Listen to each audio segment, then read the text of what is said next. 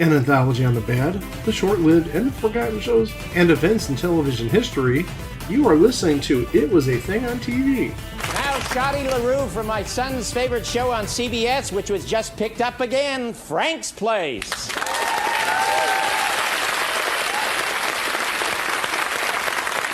Episode 576, Submission 970. Joe Schmo, Season 3, The Full Bounty. Joe Schmo, Season 3, The Full Bounty, aired on Spike TV from January 8th of 2013 to March 5th of 2013 for 10 glorious episodes. In a reality TV world filled with cheaters, scoundrels, and jerks, is there anyone left who will play fair? We searched America, and we think we've found the answer. Meet Chase Rogan. Pick me, Bounty Project. A 28-year-old greenskeeper from Pittsburgh. Deer antlers in the background, avid hunter and sportsman. An all-around great guy. My beautiful wife, Taylor. Ow, ow. Rrr. My wife and I usually dance, often goofy, often moonwalking. Over the next 10 weeks, Chase will compete in a cutthroat reality show called The Full Bounty. Welcome to The Full Bounty. He could win $100,000 and the chance to become America's next great bounty hunter. There's just one catch. It's all fake. This is a fake show offering a fake job to someone to become a bounty hunter. Bounty Project, come on, I will win. His competition, actors with one goal, to push him to the limit. Starring Randy, the asshole. You. Lavernius, the black guy. Skylar, the widow. Steve died in a cement pouring accident. Chico, the ex-con. Carly and Stan, the deaf girl and her interpreter. Look at all these people in this tiny house. Very exciting. There's lots of people here. Allison, the overachieving Asian. Alan, the buddy. Maybe we could all just celebrate one last night where we're friends. Chloe, the model. Jake Montrose, world-famous bounty hunter. And Wanda, his trophy wife. Can I just say something? No. Stop it. Really? Stop it. And introducing Lorenzo Lamas as Lorenzo Lamas. I got the sack of a 25-year-old. For over a year, the cast and producers have been planning television's biggest hoax. But how far can they take it? Lady Justice, can I come inside of you? Will Chase figure it all out and bring production to a grinding halt? Dude, this is a setup. Will he quit and forfeit the money and the job? Oh, does he know? Anytime, anything could go wrong. Does anyone think to test the cauldron for fire? Get him out. Get him out. This is the Joe Schmo Show. Well, guys. Well, guys. Guys. I know Chico's not here, but I'm talking about guys being you and the audience. Oh, okay. Well, our audience isn't just guys. There's also females in there. I get that. For clarification, Chico is on assignment. He is in parts unknown, doing his little trivia thing with his friends. And I told him, don't come by. Have fun. You're not going out of town to spend 2 hours of your life doing a podcast. Hang with your friends. Plus also, truth be told, knowing the internet connection at some hotels, he'd probably sound like total shit. Oh, definitely. I can vouch for that. Right. So it's just me and Greg. But yes, people, fellow listeners, as well as myself, welcome back to Greg. Okay. In 2020, we did season 1 of the Joe Schmo Show. And then in 2022, we did season 2 of the Joe Schmo Show. So, in the summer of 2025, what did we decide to do? We decided, well, we got to cover the 3rd season of the Joe Schmo Show. So, season 1 of the Joe Schmo Show was basically a Joe Millionaire ripoff. Season 2 was basically a Bachelor ripoff. So, what do you do for season 3, almost 10 years after the second one? Well, it's now not fresh in people's minds, so let's spring it on them again. Yeah, so we have to make a concept for a show. So what do they decide to do? they decide for season 3 we're gonna make a show about bounty hunting. Would that have been a big thing in 2012, 2013? Well, I guess Dog the Bounty Hunter, maybe. Was that still big? Yeah, that would have been, I'm guessing, probably about 2008, 2009.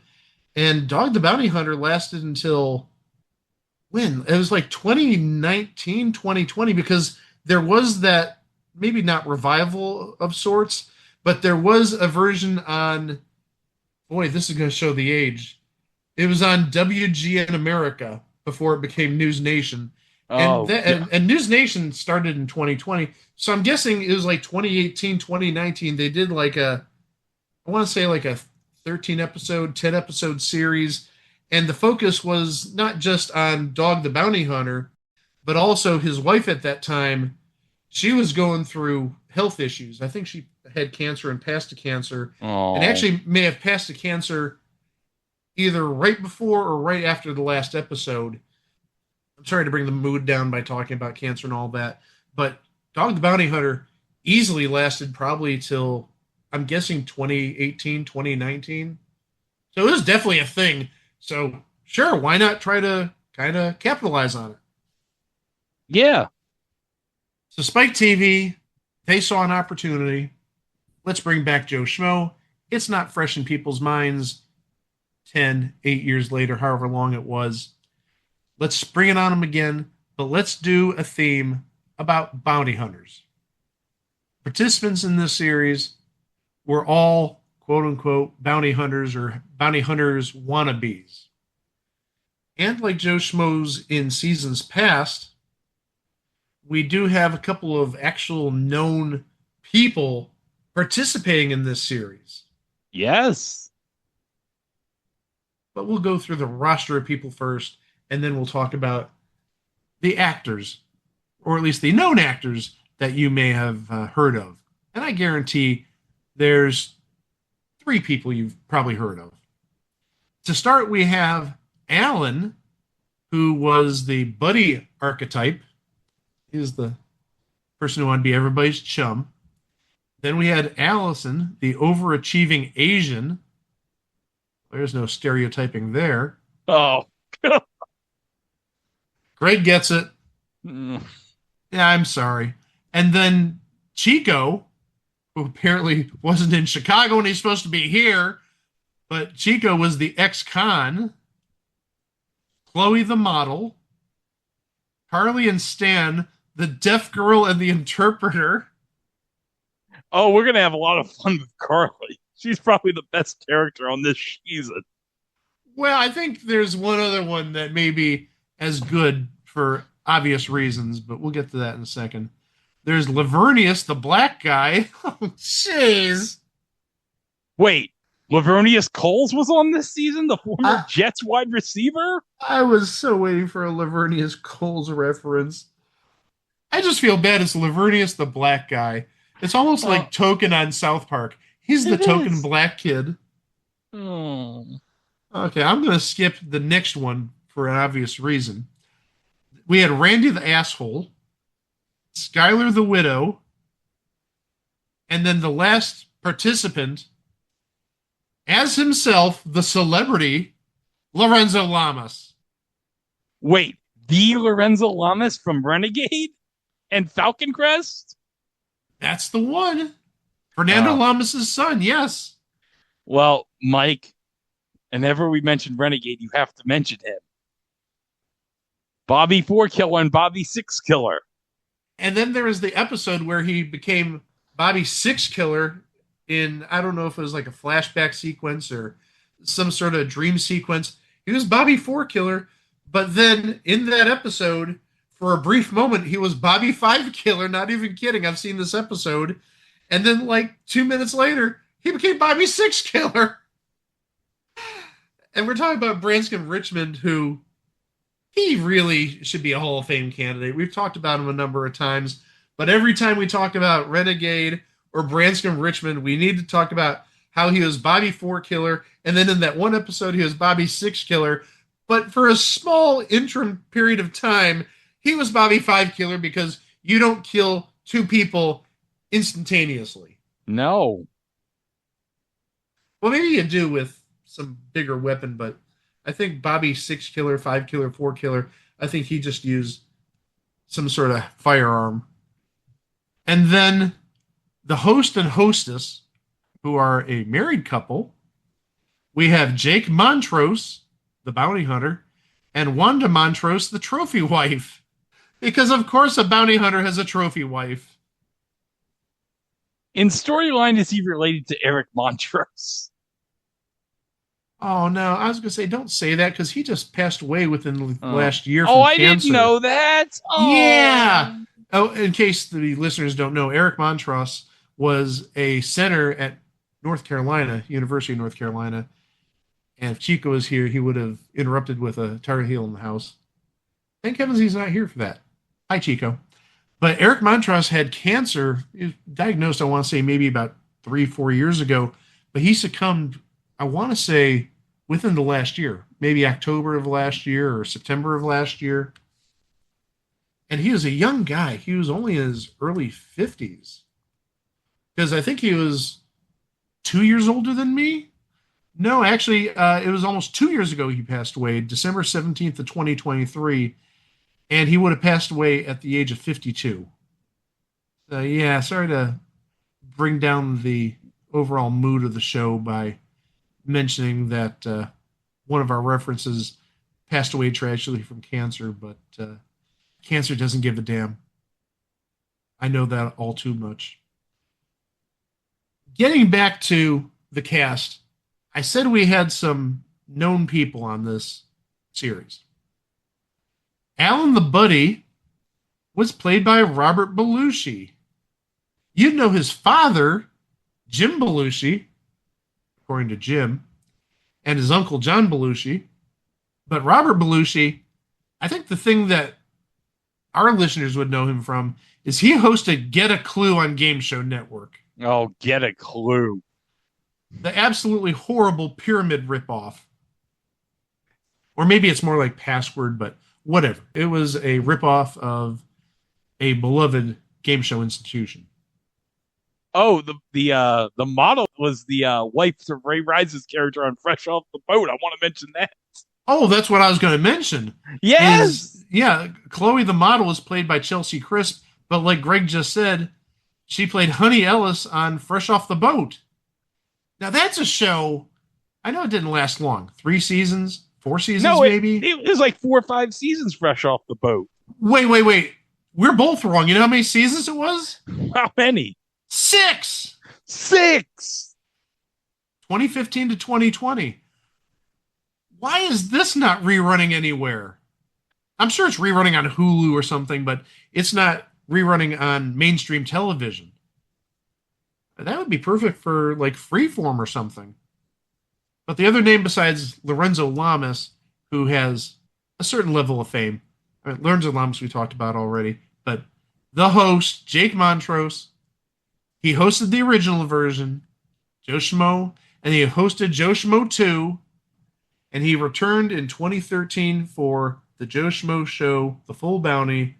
We are talking about Ralph Garman, maybe best known for doing a bunch of voices on Family Guy. If you watch almost any episode, you're going to see Ralph Garman as part of the cast. The one little problem I had, and maybe Greg had it too, is when you research Ralph Garman, you don't get one recurring character. It's not like he voices, say, Joe Swanson. We know that's Patrick Warburton. But he doesn't have a recurring solid role. He just does a bunch of different voices. I think the voice that myself and Greg are most familiar with is he voiced Ted Turner. And I think Ted Turner was on 2 or 3 episodes of the original run. First 3 seasons. Yeah, he's no Will Forte. It's Conan's Ted Turner. And he also didn't have Teddy Jr. that he'd ride on. But also, Ralph Garman, and you may remember this, Greg. I can't believe I'm saying this, but also It's all my fault that I'm even saying this. He was a contestant on the Good Life TV show, or I think it was Nostalgia Channel when it first aired back in like 1992. He was a contestant and a winner on the show Let's Go Back. Hold on. He was also a contestant on the 1993 revival of Scrabble. Hold on a second. I didn't know that. He was, yes. How did he do? Was he a big winner? I don't even remember. I just remember when I was trading up, it was like, oh, Ralph Garman was on contestant on Scrabble. Ralph Garman was a winner on Let's Go Back, though. He won $500 whole dollars. And if you've ever seen Let's Go Back, they have like bonus prizes. I don't remember what the circumstances were to win a bonus prize, but it was like some chintzy like TV or celebrity related game or toy from like the 70s. So it may have been like a model of like the General Lee or something. It was like a $5 or $10 tchotchke. But he actually won the episode, and he actually beat somebody who's been on a number of game shows. He beat John Goss, who was a lot winner on Sale of the Century in its syndicated run back in 1985. But also John Goss, he won on Now You See It in 1974, and he won like $8,000, $9,000. So Ralph Garman actually beat, I don't want to say a ringer, but he beat like legitimate competition. It wasn't like he was the smartest of three dolts. He beat some good players, or at least one good player. And the reason I know this is because back in, 2000 something or other, probably 2003, 2002, I used to watch, can't believe I'm admitting this, I used to watch Let's Go Back on a frequent basis because it was on Good Life TV, which used to be the Nostalgia Channel, and it became U2 TV or something like that, like 15 years ago. But they showed Let's Go Back at some absurd hour on like either Saturday nights or Sunday nights. And I used to record it with regularity just because it's like nobody has episodes of this. And I think I only recorded like one or two episodes. And lo and behold, one of the episodes I recorded is the Ralph Garman episode. So you can thank me for that, Internet. You're welcome. Actually, I'm just taking a look here at some stuff that Ralph Garman has done. On Robot Chicken, he voiced Liam Neeson. Oh. Now, I want to hear Liam Neeson, or him as Liam Neeson, on the new Naked Gun. Which, by the way, go see it if you haven't. Oh my gosh, that's hilarious. And he also voiced, this probably aged like sour cream. He voiced Chip Gaines. Oh, so they're making an obvious spoof of whatever the Gaineses are known for, the Magnolia Network or whatever HGTV show that they did. But also he voiced Mr. Black, the occupant of the White House version. Since we have so many Mr. Blacks on this show. So there's your crew for the third go-round of Joe Schmo. We didn't mention who the Mark is on the third season of Oh, yeah, Joe we did this Schmo. to celebrities. I'm sorry, we didn't talk about the Mark. The Mark in this series, the Joe Schmo, is a 28-year-old named Chase Rogan. He's a business owner. He's married. He's a big sports fanatic, which means he's a Steelers fan, so he can probably go F himself because he's from Pittsburgh, Pennsylvania. And oddly enough, in the first three series of Joe Schmo, every single Joe Schmo came from Pittsburgh, Pennsylvania. I think that was intentional. Potentially, but I remember that first one. I remember a lot of footage about he's from Pennsylvania, he's from Pittsburgh. Matt Kennedy Gould, the original, and I'm sorry, the best. What is going on here? Do you still have the sound bites? Do I have? I don't think I have the sound bite, but I'm sure I could easily snag it online and put it in here if I can find it. Hey, it was part of our intro at the very beginning.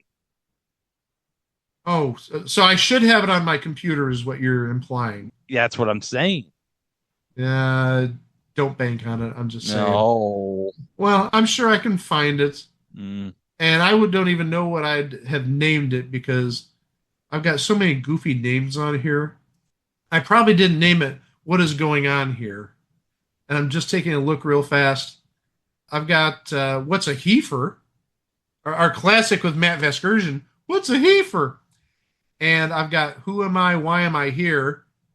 The classic from Admiral Stockdale at the debates back in 1992.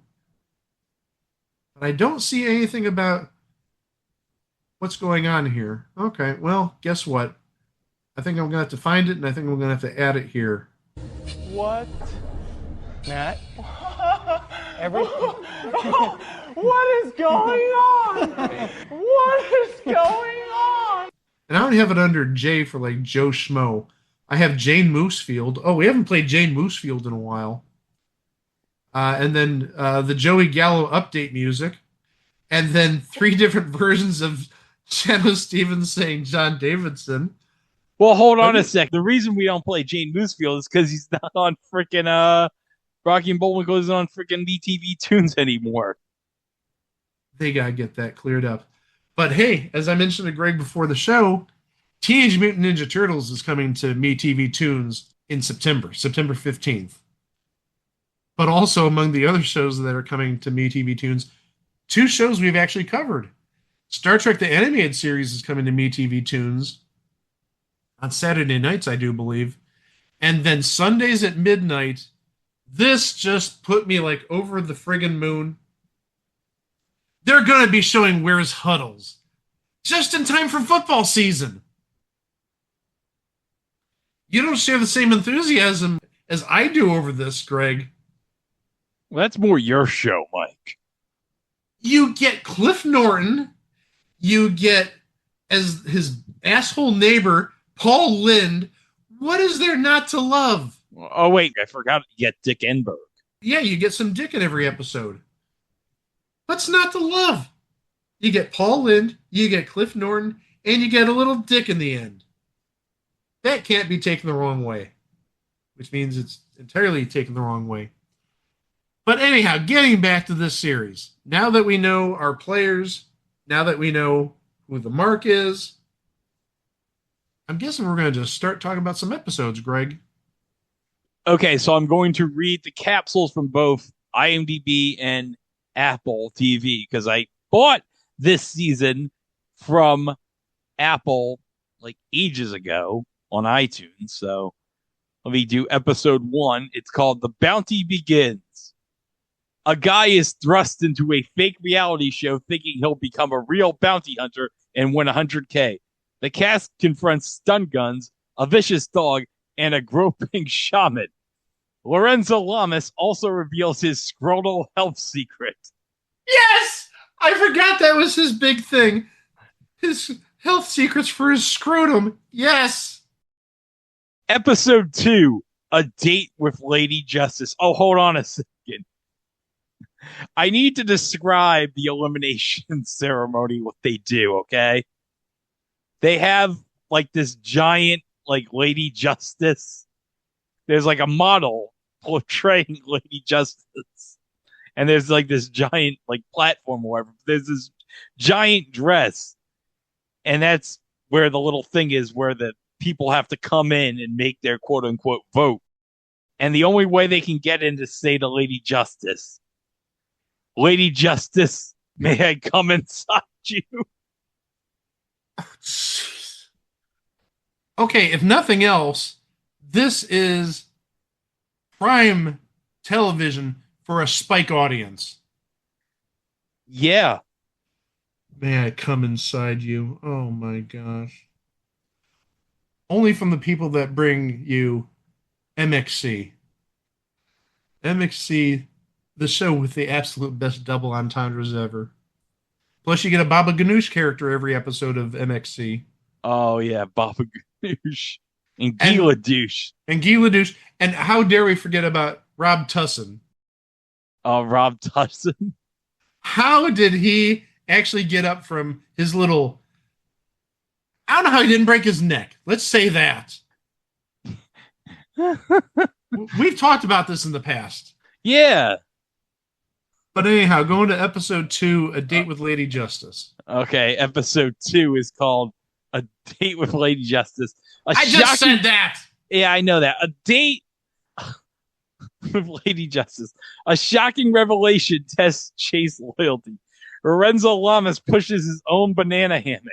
And the most insane eviction ceremony ever. Flamethrowers, wild animals, and a 60-foot tall woman.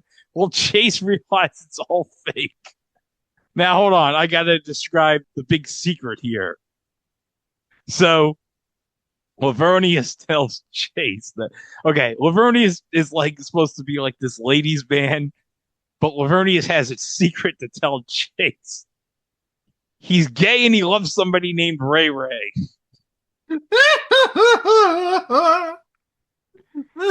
And this becomes like really like important, like in I think episode 4.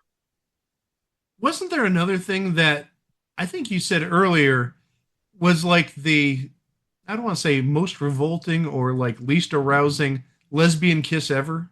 Oh, I got that. Hold on a second, because they're doing like an interrogation in episode 2 with like this criminal. So I gotta fucking find this clip. Hang on a second. Okay, so they're all gonna go in and get the interrogate this criminal here. So I gotta play this scene here. Captain, it's my responsibility to develop a tactic on how we're going to win this challenge. Are we strategizing? Psychological warfare. We're going to make him think I'm freaking crazy. If that doesn't work, we're going to the food. If that doesn't work, seduce him. What up, Raunchy? What's the address, man?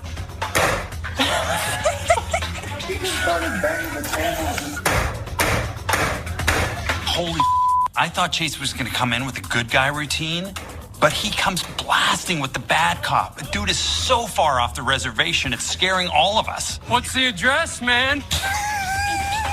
He's a bad dude, Mac. Chase is going way farther than we ever expected him to. Tase me. I love it, baby. You think that's gonna be scary? You guys look like the Mickey Mouse Club. Raunchy!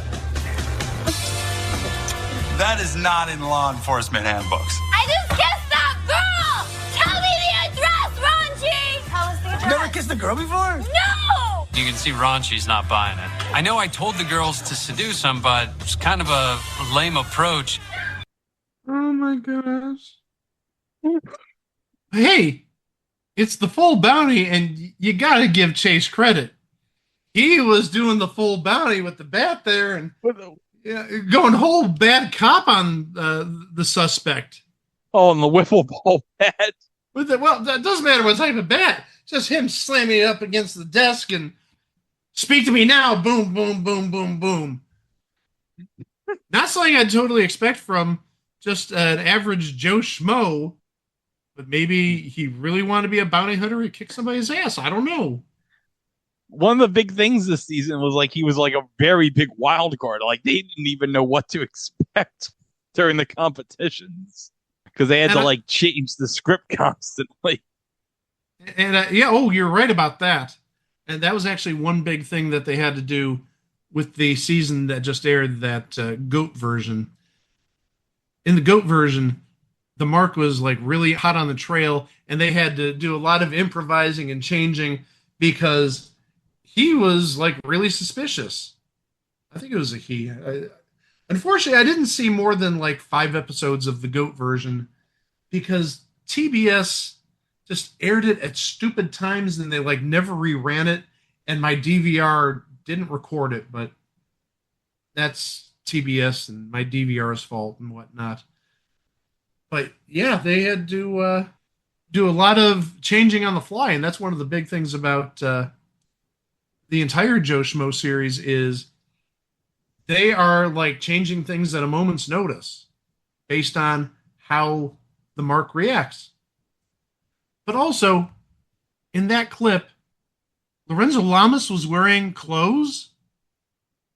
Well, you mentioned earlier his little scrotal obsession or whatever, the scrotal massage or treatment, and he did wear like really tiny, I wouldn't even say Speedos. They're like little bikini swimwear. Yeah, not necessarily, let's say, something that people want to see. I don't want to see. How old would he have been at the time? 55, probably. Yeah, I guess so. 50, yeah, I think it was 55. I don't want to see a 55-year-old man, even if it's Lorenzo Lamas, in just like basically something the size of an eye patch. But hey, I thought we were going to talk about the lesbian scene. Let's just say that was, out of all the lesbian scenes I've seen in my life, that is without a doubt the least erotic, the unsexiest lesbian scene I've ever seen ever. I almost want to ask you, how many lesbian scenes have you seen in your life that you can make a judgment like that? Okay, let me just say this, okay? Nev Campbell and Denise Richards and Wild Things right here. That very bottom. So you've seen 2. Okay. That okay, you know of. I was going to say at least 2. Okay. Oh, holy crap. Oh, episode 3. You got 8 more episodes here. Episode 3, Schmo in the Wild. A challenge goes wrong and sends a bloody Chase to the hospital. Skylar confides in Chase and sends him down an awkward rainbow-colored spiral. Jake uncovers some personal intel about Chase. Okay, so I gotta explain. Skylar confides in Chase and sends him down an awkward rainbow-colored spiral. So Skylar admits to Chase that she has a crush on Lavernius. Hence, oh, no. the rainbow-colored spiral. Okay, that makes sense, but oh boy. Okay, now I'm sorry. Before you move on, I wonder if it's at this point where Chase is getting a little suspicious, especially since, well, you mentioned about Lavernius. Maybe it's just a little off the beaten path at this point, but I think that sort of gets resolved in the 4th episode because everybody else on the show does not know Lavernius necessarily goes that way at this point, correct? I believe so. All right, episode 4. Say hey to Ray Ray. Chase helps Lavernius reveal his secret to the group. Chase's ability to remain calm is tested in the face of snakes, drugs, and boobs. A shocking eviction ceremony rocks Chase. Randy invites Lavernius to a spit roast. Episode 5. Bring your convict to work day. Chase is chained to a convict from a local prison. Stan gets violated, and Allison unleashes a tsunami of rage. The entire show is put in jeopardy when Chase's convict makes a run for it. So yeah, they're all, each one of them is tied to a quote-unquote convict, and I guess Chase's convict has to like go to the bathroom or something, and then the convict is all loose and stuff, and Chase is kind of suspicious because he notices like a camera crew like outside. So that's kind of another situation where it's like, the show is kind of like in doubt, or yeah. Ooh. Well, they had to have some cameras there. It was a reality show. Yeah. But now I get what you're saying. If they're out in the wild or, wherever the convicts are at, I can see some suspicion. But there's one thing that I want to go back to that you're sort of glossing over that you mentioned in your recap. Stan gets violated. Yeah.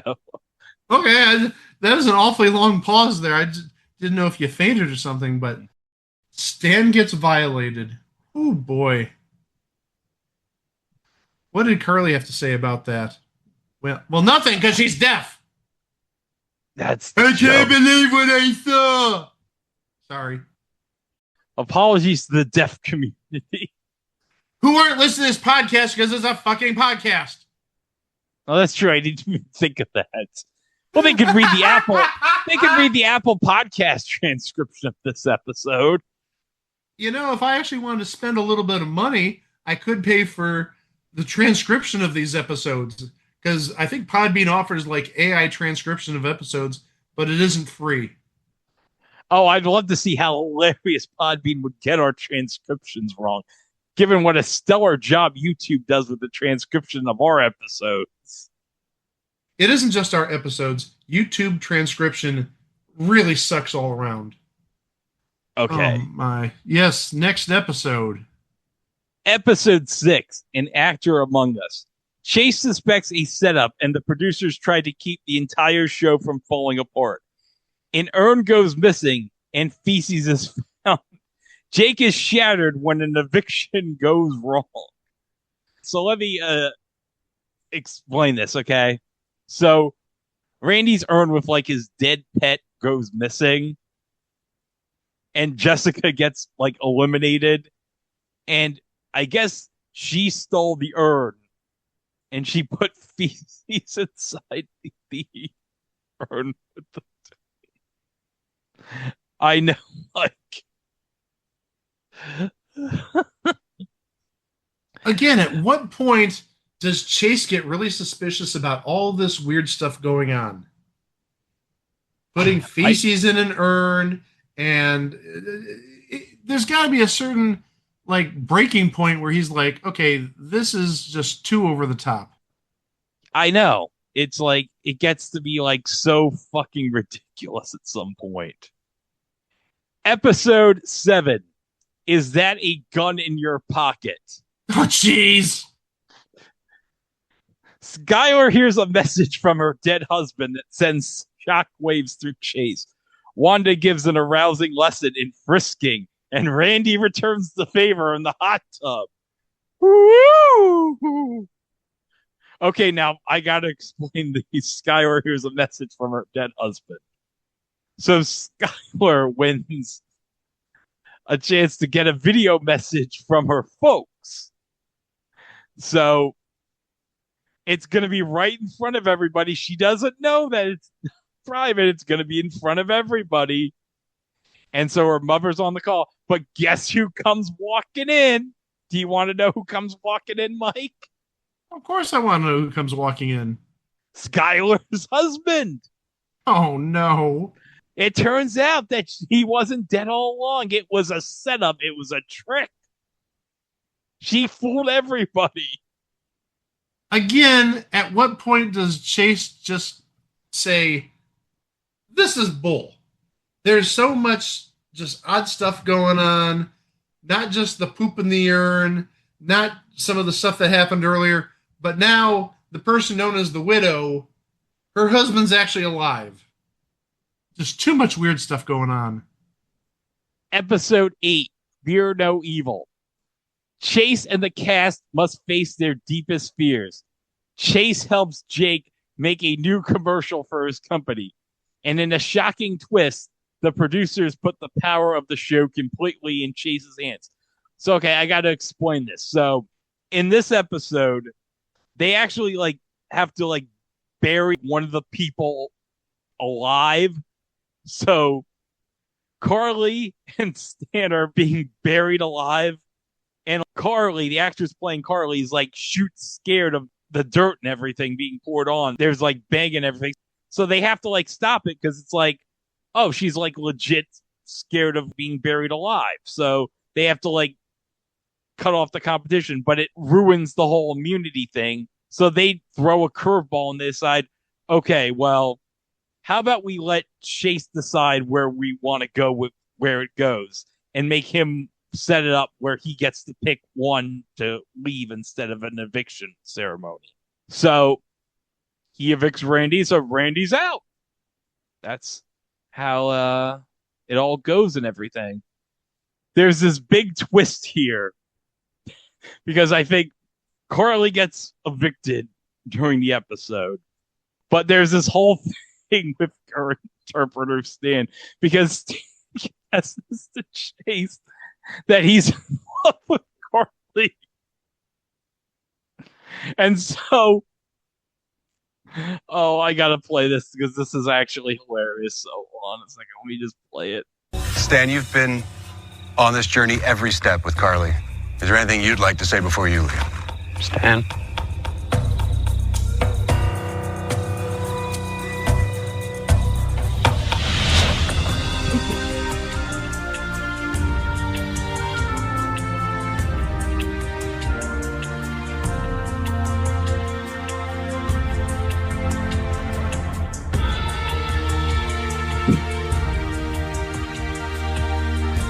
I want to be buried next to this person when I die. I love you.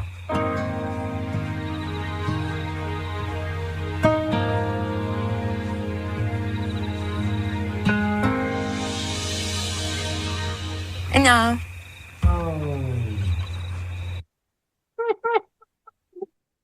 Did he just get blown off by the deaf girl? He got blown off by a deaf girl. Episode 9, The Rise of the Lamas. Chase must make a decision that affects the life of a fellow contestant. A previously evicted competitor returns, and Chase must conquer a deep fear. Then a wife, a handicapped man, and a priest walk into a fake reality show. What is this? Some sort of joke? Oh my gosh. But yeah, Lorenzo Lamas comes back into the competition. I forget how they bring him back in. It's the Joe Schmo Show. They can just bring him back for any darn reason they want. Yeah, they could. Doesn't even fucking matter. Episode 10, The Reveal. Chase goes on a spiritual quest with his llama and tracks down his own fugitive. He discovers a secret his wife has been keeping. A winner is announced, the deception is revealed, and Chase reacts in a way no one expected. So, okay, I gotta reveal one twist here. Chase's wife is Lady Justice. How does that work? Well, no, I mean, seriously, every episode, they're going to Lady Justice to put in their votes or whatnot. And they want to come inside her. Oh, Greg. But still, how does Chase not realize that this is his wife? That's sort of where I'm getting at here. Yeah. What a grand season this was on Spike TV in 2013, huh? I remember watching it. I don't remember it terribly well, and I didn't buy it on Apple TV or any other outlet. Yeah, I mean, there are memorable moments. I mean, you can't get that image of 55-year-old Lorenzo Lamas wearing this little bikini swimsuit out of your mind. And then watching one of the clips you showed earlier where, like, everybody was wearing it and they showed some ass shots of some people. Yeah, you certainly don't remember that because, well, you don't necessarily want to remember it, but it's sort of etched in your mind. And then 12 years later, oh, holy crap, I remember that. I didn't want to remember it, but thanks to this video, now I remember it, and the nightmares are coming back. But alas, in the end, they didn't do a fourth season immediately. Because again, if you do, let's say, more than 2 seasons in a row, big red flags and sirens go off. So they did the right thing. They held off on doing a new version for another 12 years. They didn't get Ralph Garman back, which may also be a good thing because, sorry, Ralph Garman, what is he known for? He's known for the Joe Schmo Show. And again, the occasional cartoon voice on Family Guy, Robot Chicken, etc., etc., etc. So they bring in Cat Deely, mix things up a little bit. But also, as I mentioned earlier, the GOAT season that just aired earlier this year, they had to do a lot of stuff on the fly because different things happened that made the mark suspicious. And not necessarily stuff that was on purpose. Because I remember, I think it was like on episode 2 or episode 3 of the GOAT season, there was some physical challenge on pool, a swimming pool, where they had some sort of like boards or some way to walk on the water. And one of the actors actually slipped and fell in the pool and severely jeopardized like the whole production, because he was like one of the fastest players and he was supposed to make the mark, end up like in last place or at the bottom of the list. And unfortunately, he slipped on this board, probably slipped on like a little patch of water, and that ruined everything. And I think that was episode 2 or maybe episode 3 of the GOAT version. The board went into business for itself.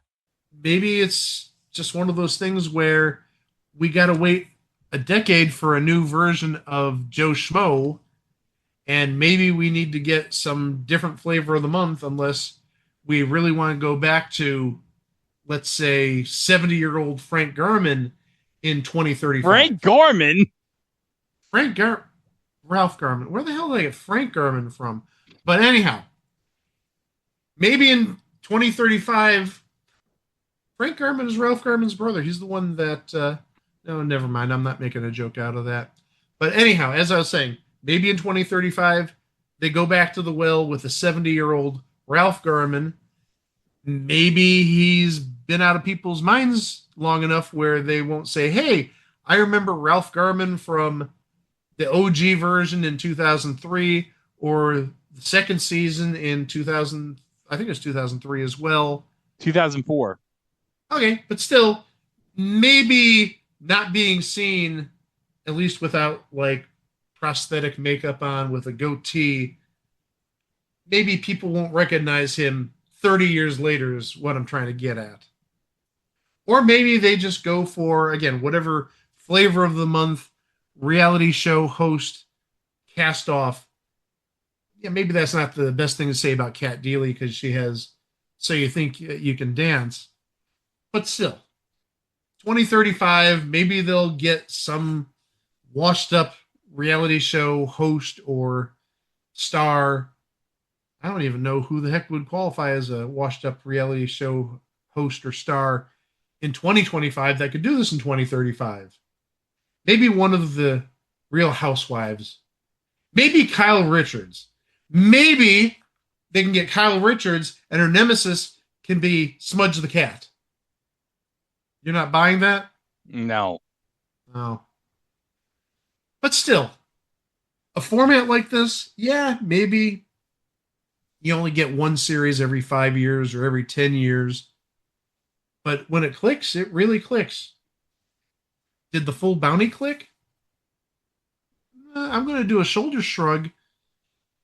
It wasn't as good as the first one. Nothing will ever be as good as the Joe Schmo Show, the OG version. Joe Schmo 2, the Full Bounty, I think, slots in the middle between those two. And then the GOAT that just happened this year, I think that's taken the third place spot. I think it's Joe Schmo 1, then you've got the Full Bounty, then the GOAT, and then Joe Schmo 2. That's my ranking of the Joe Schmo shows.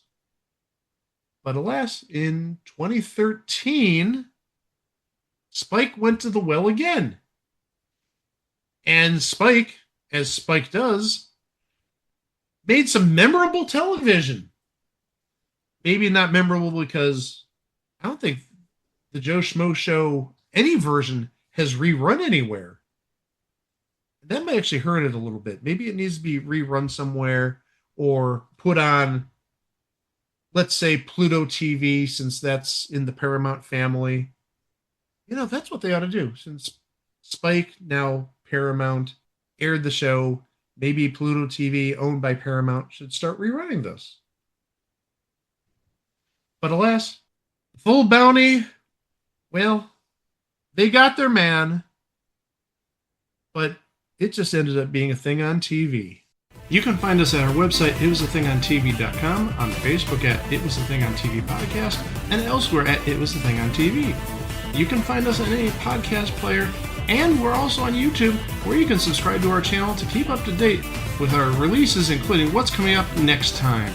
5 years ago, we did a very out there episode. We did a concept episode where I read the episode titles of Maury Povich episodes with a straight face. Well, guess what? I'm going to do that again. With blackjack and hookers? Yeah, sure. Blackjack and hookers. Or, well, maybe not blackjack and hookers, but with DNA tests. Well, DNA tests. And we're going to find out the results next time. Right here, and It Was a Thing on TV. And Mike is effing dead, folks. How many different ways can you actually create titles about DNA tests? I guess we're going to find out next week.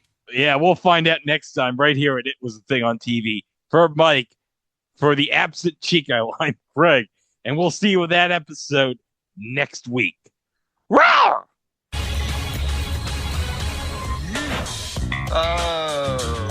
Oh, boy. You ready for the show? Are you kidding me right now? The stress of being locked to a convict, it takes its toll on you. So Carly goes and gets Mr. Wentworth out. There he is. Out of my nightmares, into your lap. There's a Mr. Wentworth. Yay! Mr. Wentworth, nom only you. Right. Yeah? I love you too, Mr. Wentworth. And we sing a song together. And Mr. Wentworth. Hi, Carly. How are you? Can you hear me? Can you hear me? No, I can't. No, I can't. I will make you smile I will make you smile all day long. all day long. My voice went down a little bit because I can't keep it together in that moment. Not everybody. Now, everybody, join in. Yeah. Oh, I gotta sing it? Whoa. Can you hear me? Can you hear me? No, I can't. No, I can't. I am Mr. Wentworth. I am Mr. Wentworth. I will make you smile all day long. I lose my that moment. Come on, Carly. Carly's already screwed up a few times forgetting that she's deaf. And now she's out there laughing with this dummy on her lap. Okay, I was going to say, we didn't even talk about Mr. Wentworth, who is this dummy. Yeah, we yes. can just keep talking for another 10 minutes about Mr. Wentworth. But I remember that, where she almost totally blew kayfabe. And as you heard right at the absolute end, it wasn't the first time that she almost blew it. But I remember that moment where she almost totally blew that she was, quote unquote, deaf. Oh, Mr. Wentworth. Oh, we love Mr. Wentworth on this podcast. Oh, hold on a second, Mike. I just realized something. As we all know, the Joe Schmo Show is produced by Stone Stanley Productions, who also did Funhouse. I want to mention who distributed Funhouse. Lorama Telepictures. Cool. You just want to hear Tiny. No, I wanted for the first time Tiny saying on this podcast, Lorama Telepictures. Cool. Cool. Why what possessed him to say cool after Lorama Telepictures? Because it's 1988 and he's trying to be cool with the kids. And Tiny is anything but cool. He's biggest dork in the world. You look at Double Dare, they had Harvey. Harvey's absolutely just a friggin' riot. And Tiny, he's like the antithesis. He's like the big friggin' geek you'd see in school. So he's trying to be cool with like the 12-year-olds and 13-year-olds. Oh, look at this. Lorma Telepictures. Cool.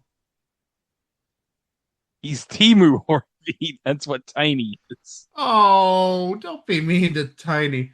You do know that, and I don't think I've ever said this. I was a Funhouse fan, not really a Double Dare fan back in the day. I know how much you loved Tiny, how sad you were that he wasn't on Fox Funhouse. Oh, don't even get me started on Fox's Funhouse because that was a total shit show. Yeah, we don't even acknowledge Fox Funhouse on this podcast. It never existed to us because we didn't have Tiny. And also, Funhouse once a week. That's not fun. 5 days a week. That's where it's at. That's right. Okay. Now, Cal, you can end the show. Okay?